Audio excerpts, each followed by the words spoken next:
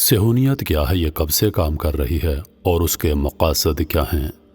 کیا آپ یہودیوں کی مشہور تحریک صہیونیت کے بارے میں کچھ عجیب جاننا چاہیں گے؟ تو جانیے اس بدنام زمانہ تحریک کے متعلق، جس کے خلاف تو اکثر یہودی بھی احتجاج کرتے ہیں۔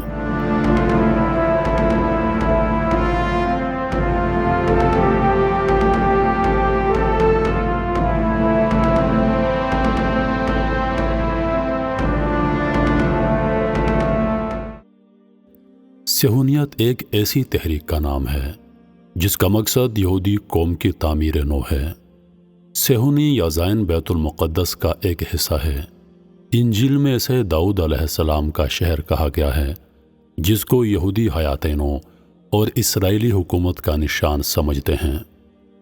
صدیوں پہلے جب رومی سلطنت نے یہودیوں کی بادشاہت کا خاتمہ کیا اور یہودیوں کو جلا وطن کر دیا، تو وہ اس وقت سے فلسطین واپس لوٹنے اور اپنی ریاست کو پھر سے قائم کرنے کے خواب دیکھ رہے ہیں۔ صدیوں سے انہوں نے یہ خواب اپنے دل میں چھپا رکھا ہے۔ اس عرصے میں وہ جہاں بھی گئے اور جہاں بھی رہے، انہوں نے ہر جگہ اپنے مذہب اور اپنی الگ پہچان کو برقرار رکھا۔ یورپ میں جب صنعتی انقلاب شروع ہوا تو وہ اپنے خول سے باہر نکلے۔ 18ویں اور 19ویں صدی میں وہ ایک حکمت عملی کے تحت اپنے آپ کو بہت حد تک دوسری اقوام کے قریب لانے میں کامیاب ہوئے، لیکن یہودیوں نے اپنے وطن کا خواب ترک نہ کیا۔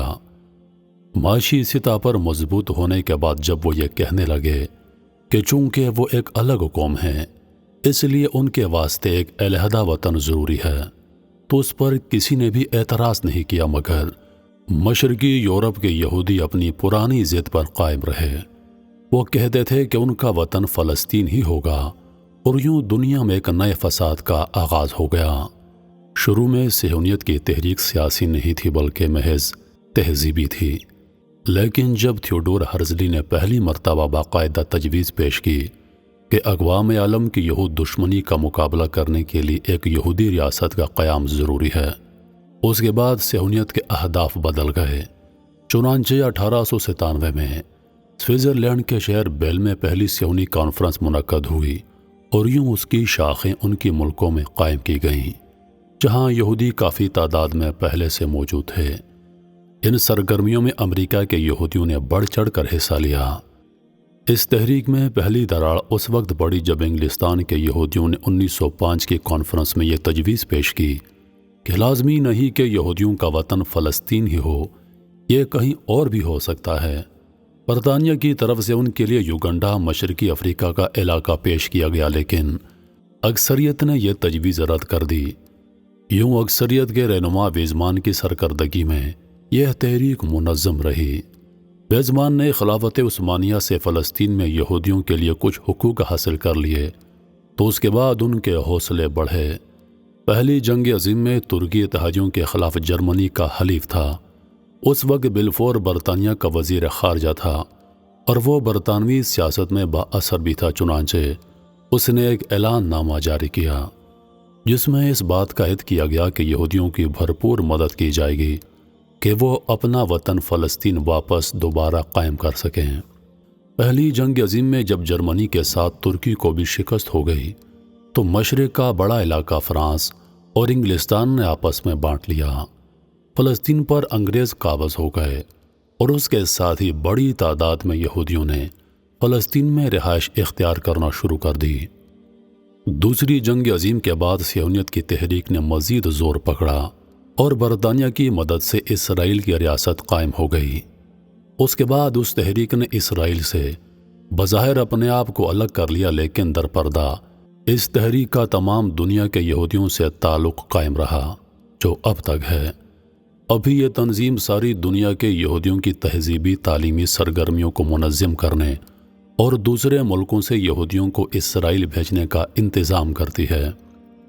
اس کے علاوہ یہ اسرائیل کے حق میں امریکہ اور یورپی ملکوں میں اپنے نظریات کے پرچار کو منظم اور مالی امداد بھی جمع کرتی ہے۔ اس کا ایک بڑا مقصد اسرائیلی ریاست کو اتنا وسیع کرنا ہے جس میں ساری دنیا کے یہودی آ کر بس سکیں۔ اس توسیع پسندی کے نتیجے میں اب تک فلسطین کے لاکھوں عرب بے وطن ہو چکے ہیں، اور آج فلسطین اہم ترین عالمی مسئلہ بنا ہوا ہے۔ مشرقی یورپ میں صہیونیت کے فروغ نے خاص طور پر اس قضیے میں اہم کردار ادا کیا تھا، جسے یہودیوں کی سیاسی اصطلاح میں مسئلہ یہود کہا جاتا ہے۔ اس طرح روس میں یہودیوں کے خلاف ایکشن نے بھی صہیونی تحریک کے برپا ہونے میں اہم کردار ادا کیا۔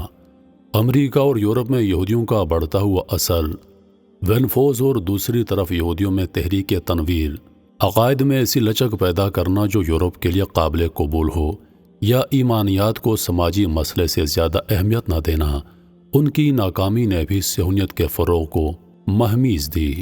اس نسل پر ستانہ تحریک کو پروان چڑھانے کے لیے اس اصول کو مد نظر رکھا گیا کہ فلسطین کے اصل باسیوں کے حقوق چھین کر یہودیوں کو دیے جا سکتے ہیں۔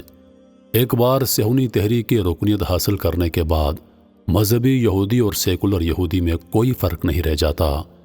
جب تک کوئی بھی یہودی صہیونی تحریک کا رکن ہے، وہ انہی مقاصد کی تکمیل میں اپنی صلاحیتیں کھپائے گا جس لیے صہیونی تحریک برپا کی گئی تھی۔